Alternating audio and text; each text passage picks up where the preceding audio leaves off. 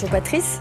Bonjour Laurence, une spéciale photo, ça vous dit? Allez, on va commencer par une photo d'actu, c'est dans l'Humanité ce matin. Bienvenue à Vallauris, plage de la Mirandole, plage publique, enfin, pas pour longtemps. Le sous-préfet des Alpes-Maritimes va en interdire l'accès. Pourquoi, d'après vous? une idée. Pollué. Non, regardez au-dessus de la plage. Un patrimoine.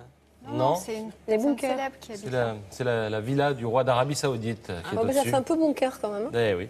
Mais elle a une belle vue. Voilà, donc il vient en vacances, il vient pas seul, ils sont 400, donc il va falloir privatiser la plage. Les travaux ont même été lancés pour installer un ascenseur desservant la plage sans l'accord de la préfecture, note l'Humanité. Alors ce serait bien que ces travaux...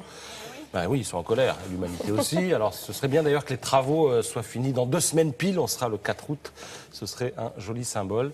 L'Humanité précise que l'article 30 de la loi littorale de janvier 1986 garantit 2 siècles après la Révolution l'accès aux plages, bien commun de tous les Français. Fin de citation.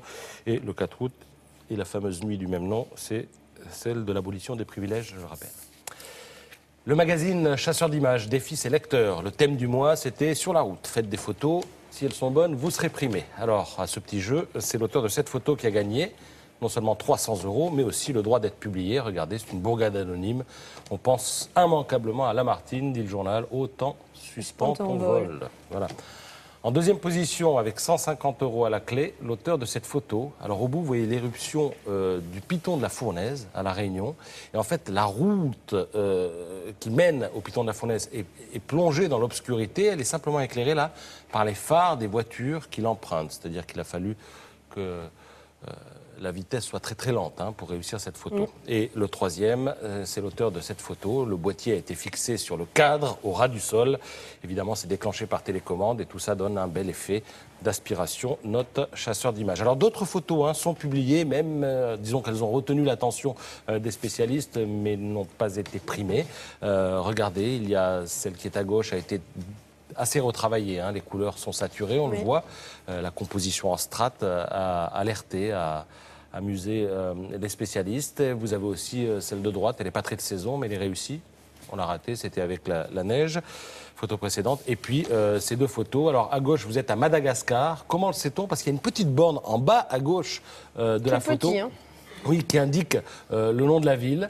Voilà, parfois un détail donne une information dans une photo. Et puis, c'est le marcheur aussi qui est important sur la gauche parce que, instinctivement, inconsciemment, notre regard épouse son regard et nous emmène au loin. Et puis, à droite, vous avez un paysage un petit peu mystérieux. Voilà, toutes ces photos sont à retrouver dans Chasseur d'images. Le magazine Saint-Tropez, maintenant, propose, comme il se doit, quelques photos de la plus célèbre des tropéziennes, Brigitte Bardot. Alors la ville organise, il faut le savoir, une exposition itinérante de photos de Brigitte Bardot, photos prises par Léonard de Raemi, qui est le fondateur des agences Gamma et Sigma. Il a disparu en l'an 2000. L'expo est actuellement à Rome, au Sofitel de la Villa Borghese, et elle est attendue dans diverses capitales européennes. Léonard de Raemi et Brigitte Bardot, je le rappelle, se sont rencontrés en 1965 sur le tournage du film Viva Maria. Ils ne se sont plus quittés ensuite. Alors, il a pu prendre des photos des fêtes à la Madrague, de différents tournages auxquels participait Brigitte Bardot.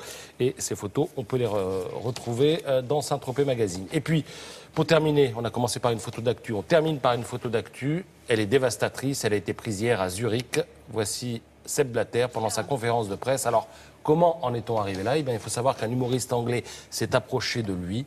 Il avait une liasse de faux billets dans la main. Il a lancé les billets en l'air. Il a lancé les billets en l'air. Et là, vous avez 500 000 photographes qui ont pris la photo. Et cette photo va évidemment faire le tour du monde. Elle fait le buzz déjà. Merci beaucoup Patrice. On va remonter le